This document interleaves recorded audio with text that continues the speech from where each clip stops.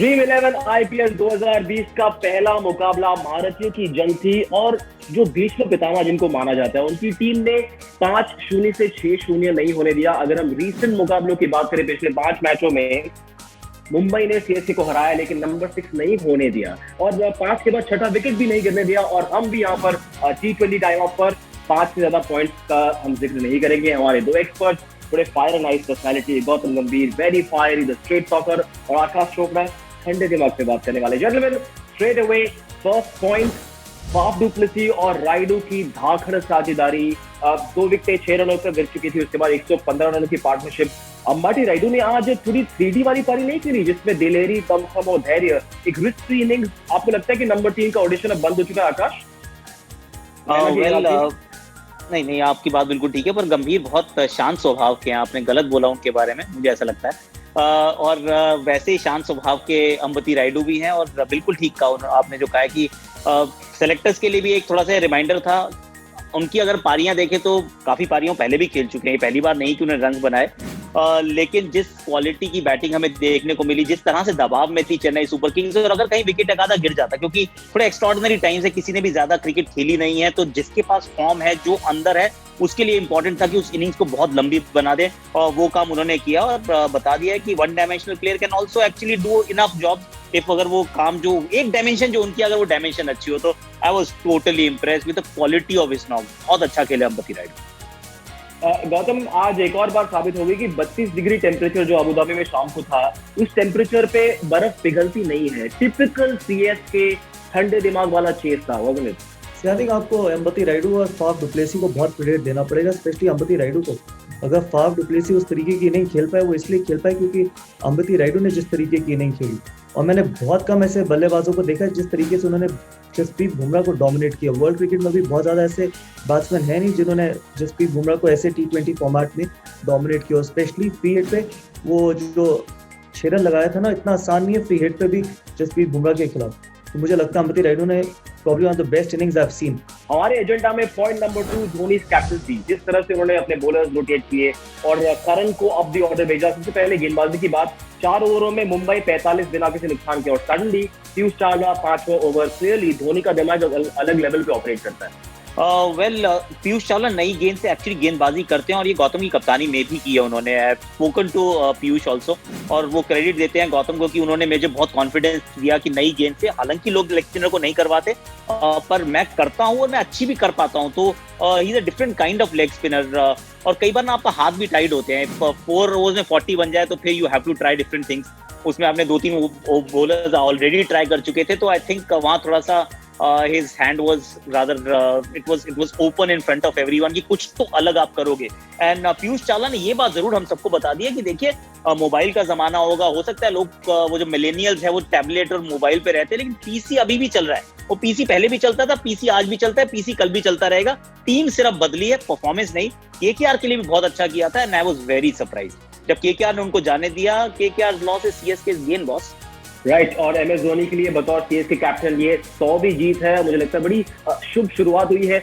लेकिन आखिरी 4 ओवर में गौतम, मुंबई इंडियंस ने सिर्फ 36 रन बनाए। इसका क्रेडिट बहुत सारा जिस तरह से धोनी ने अपने गेंदबाजों को रोटेट किया उसके ऊपर। देखिए 4 ओवर्स जो लास्ट 4 ओवर्स में थे, सबसे बड़ी जो प्रॉब्लम हुई कि पोलार्ड 18वें ओवर में आउट हो गया। अगर पोलार्ड उस टाइम पे आउट ना होते, क्योंकि पोलार्ड को अपने नंबर 6 पे फिनिशर का ही रोल खत्म करने के लिए, या फिर वो जो 160 से 180 का टारगेट लेके जाने का है, वो पोलार्ड का रोल था। लेकिन अगर पोलार्ड जैसे खिलाड़ी को उस वक्त पे खोएंगे तो फिर आपको कहना कि सेटबैक लगेगा। प्लस स्टार्ट सबको मिले लेकिन कोई भी एंड तक बड़ी नॉक नहीं खेल पाया। और जिस तरीके से पीयूष चावला की हम बात करते हैं कि मेरे लिए खुद एक बहुत बड़ा शौक था कि जब केकेआर ने उनको रिलीज किया। अगर आप ऐसे खिलाड़ी को रिलीज करोगे तो फिर एमएस धोनी या फिर चेन्नई सुपर किंग्स और कोई भी अच्छी फ्रेंचाइज जिनके पास अच्छा कप्तान होगा वो उनको पिक करेगा। और पीयूष चावला ने जिस तरीके से 5वां ओवर डाला, 16वां ओवर डाला, लेकिन मेरे लिए सबसे ज्यादा इंपॉर्टेंट था वो पोलार्ड का विकेट। और पोलार्ड को अभी भी मुंबई को ऊपर खिलाना बहुत जरूरी है, उनका फॉर्म यूज करना बहुत जरूरी है। अगर आप उनको नंबर 6 पे बल्लेबाजी कराओगे वो उनके लिए बहुत नीचे है। और शायद अगर आप एक खिलाड़ी को नंबर 6 पे खिलाते हो तो फिर वो नंबर 6 की तरह ही खेलते हैं।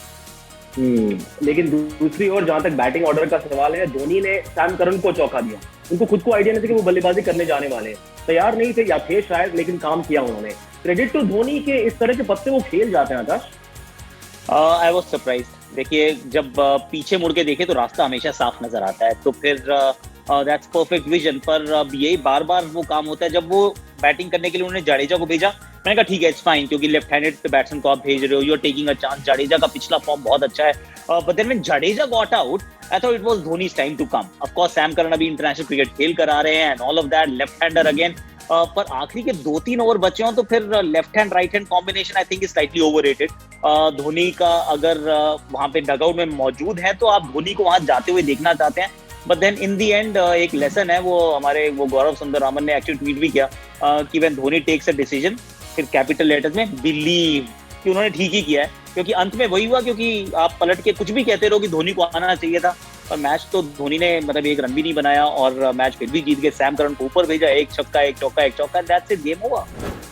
हमारे एजेंडा पे पॉइंट नंबर 3 है मुंबई इंडियंस का कोलैप्स। नंबर 3 और 4 को तो डुप्लेसी ने आउट किया, हालांकि विकेट बॉलिंग कार्ड में जडेजा को मिलेगा, लेकिन जो नंबर 3 और 4 सूर्य कुमार यादव और उनके अलावा जो अगले बल्लेबाज थे तिवारी, जिनको अच्छा स्टार्ट मिला, Gautam, is there a lesson you think for these two? Start मिला था लेकिन राइडू और डुप्लेसी वाला नहीं काम कर पाएगा। I thought Saurabh Tiwari could have continue, क्योंकि सौरभ तिवारी को कंटिन्यू 40 रन बनाते हैं 30 गेंदों में, तो वो 40 को आपको 60 तक लेके जाना जरूरी है, क्योंकि आपके बाद नंबर 5 पे हार्दिक पांड्या, 6 पे पोलार्ड, 7 पे कुणाल पांड्या, तो सूर्य कुमार यादव और सौरभ तिवारी में से एक को 17वें 18वें ओवर तक खेलना बहुत जरूरी था। तो सौरभ तिवारी आउट हुए, उसी ओवर में हार्दिक पांड्या भी आउट हुए, क्योंकि हार्दिक पांड्या एक ही तरीके से खेलेंगे, आप हार्दिक पांड्या को एंकर करने के लिए नहीं बोल सकते, ना पोलार्ड को बोल सकते, तो इसलिए सौरभ तिवारी का रोल बहुत क्रूशियल था। अगर आप उस वक्त पे आउट होते हो, और लेफ्ट हैंड स्पिनर को शायद थिंकिंग ठीक थी, लेकिन उस वक्त पे आउट होना थोड़ा गलत था, क्योंकि आपके सामने हार्दिक पांड्या खेल ही रहे थे, तो आपको उस चांस लेने की जरूरत थी नहीं। मेरे एजेंडा में नंबर 4 पर वो खिलाड़ी है, वो गेंदबाज है जिनके 4 ओवर की वजह से मुंबई के खिलाफ चेजिंग टीम के लिए मैच कई बार 16 ओवर का हो जाता है, जो आज नहीं हुआ। जसप्रीत बुमराह, लुक ट्रस्टी पहले 4 ओवर में नहीं कराई। क्या कप्तान की ये सोच होगी कि चेस के जो एंड ओवर्स होते हैं, बाकी के प्रेशर ओवर्स, उसके लिए इंश्योरेंस पॉलिसी की तरह देख रहे थे बुमराह को, आकाश?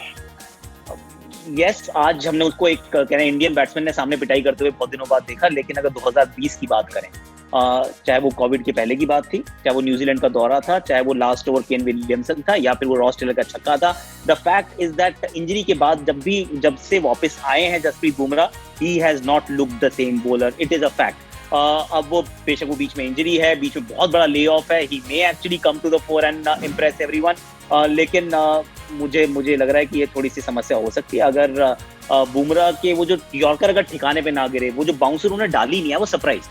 जब वो बीच वाले ओवर में आए, पैफ और राइडू वो बैटिंग कर रहे हैं, मतलब एंड यू डोंट बोल a single bouncer, I mean why would you not बोल अ बाउंसर? तो वहां मैं थोड़ा सा हैरान था। कई बार वो होता है कॉन्फिडेंस आपको उतना नहीं होता, तो Bumrah I think is an important member, और मुझे थोड़ा सा 2020 में वो लगे हैं, थोड़े से इफी लगे हैं, 50-50 लगे हैं। चाहे वो ऑस्ट्रेलिया इंडिया आई थी तब भी वो स्ट्रगल कर रहे थे। To be fair 2020 has not been kind on Bumrah so far. Gautam, ऐसा लगा कि उनकी यॉर्कर मशीन की थोड़ी सी ऑयलिंग नहीं हुई है, कई बार देखा कि लेंथ डाले जा रहे थे। ऐसा जब हो रहा होता आपके प्रीमियर बॉलर के साथ, एज अ कैप्टन आप एक्सपेक्ट कर रहे थे कि रोहित जाके थोड़ा सा बात करे, या फिर अवॉइड, क्योंकि पहला मुकाबला है, जस्ट लेट हिम बी?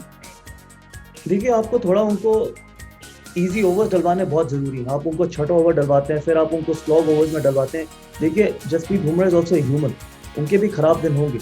जैसे इतने लंबे ले ऑफ के बाद आ रहे हैं, तो आप उनको थोड़ा मतलब प्रॉब्ली आप उनको नई गेंद दे सकते थे, तो उसके बाद उनको आप बीच में ओवर डलवा सकते थे, थोड़े इजी ओवर्स। लेकिन मुंबई की प्रॉब्लम यह है कि उनकी जो स्पिनर की क्वालिटी है वो उतनी अच्छी नहीं है जितनी शायद चेन्नई सुपर किंग्स की है। पीयूष चावला को अगर आप एक तरफ देखें, दूसरी तरफ अगर आप राहुल चाहर को या फिर कुणाल पांड्या को देखें, इसलिए जसप्रीत बुमराह को टफ ओवर्स डालने ही पड़ेंगे। जिस तरीके का अटैक है, जेम्स पैटरसन इतने अच्छे डेथ बॉलर नहीं है, तो इसलिए अनफॉर्चुनेटली जसप्रीत बुमराह के पास कोई भी ऐसे क्वेश्चन नहीं होगा किसी और गेंदबाज का जहां पर आप उनको 16 या 17 ओवर तक आप खत्म करवा सकते हो। कई बार ऐसे सुनील नारायण के साथ भी हुआ, जब वो अपना एक्शन चेंज करके आए थे, तो फिर आप कोशिश करते थे कि उनको 7वां ओवर डलवाएं और 15वें ओवर तक उनको खत्म कर जाए, तो थोड़े इजी बॉलर होते हैं just to get into the groove of it. लेकिन जसप्रीत बुमराह के साथ अनफॉर्चुनेटली ऐसा होने वाला नहीं है पूरे टूर्नामेंट में, उनको टफ ओवर्स ही डालने पड़ेंगे। राइट, मेरे एजेंडा पे 5वां और आखिरी पॉइंट, ड्यू फैक्टर। ओस की वजह से क्या मुंबई इंडियंस को अफसोस होगा कि वो टॉस नहीं जीते? ऐसा क्या हुआ कृणाल पांड्या और चाहर के साथ जो चावला के साथ नहीं हुआ? Was dew really a factor, Aakash, आपके हिसाब से, स्पेशली फॉर स्पिनर्स? अब कितना गेंद गीला हो रहा था, to be very honest I don't know, sitting so far away I can't tell you कि कितनी बुरी हालत थी, लेकिन सच ये है कि क्वालिटी ऑफ बॉलिंग में जब फर्क रहता है तो फिर we do talk about dew a lot more than otherwise. लेकिन गौतम, अगर ड्यू एक फैक्टर रहने वाला है इस टूर्नामेंट में आगे, तो क्या आपको लगता है कि टीमें थोड़ा सा और स्ट्रेटेजिकली अपने प्रैक्टिस सेशन प्लान करें? Can you plan and prep better due factors के लिए? नो यू कांट, बिकॉज आप वही चीजें कंट्रोल कर सकते हो जो चीजें आपके हाथ में होती है। कितनी ड्यू गिरेगी, कब गिरेगी, किस टाइम पे गिरेगी, किस ग्राउंड में गिरेगी, ये आपके हाथ में नहीं है। और अगेन क्वालिटी ऑफ बॉलिंग ज़्यादा मैटर करती है। अगर आप, जैसे आकाश ने बोला कि अगर आप दोनों स्पिनर्स को कंपेयर करोगे मुंबई के स्पिनर्स को के साथ, तो quality is much better Chennai के कैंप में। तो आपको जो बेटर है उसको आपको देना पड़ेगा। लेकिन मेरे को ऐसा लगा नहीं कि बहुत ज़्यादा ऐसा कोई बॉल गीला हो रहा था या बार बार कोई उसको पहुँच रहा था। लेकिन अगर आपको पीयूष चावला को देना ही पड़ेगा, जिस तरीके से उन्होंने 4 ओवर का स्पेल डाला, और इसलिए मुझे लगता है कि ड्यू फैक्टर के बारे में इतना ज़्यादा सोचने की जरूरत है नहीं। बिकॉज मोस्टली आप T20 क्रिकेट में यही देखेंगे कि जो भी कप्तान टॉस जीतेगा वो कोशिश यही करेगा कि वो चेस करे, पहले बॉलिंग डाले, क्योंकि ये एक ट्रेंड बन चुका है।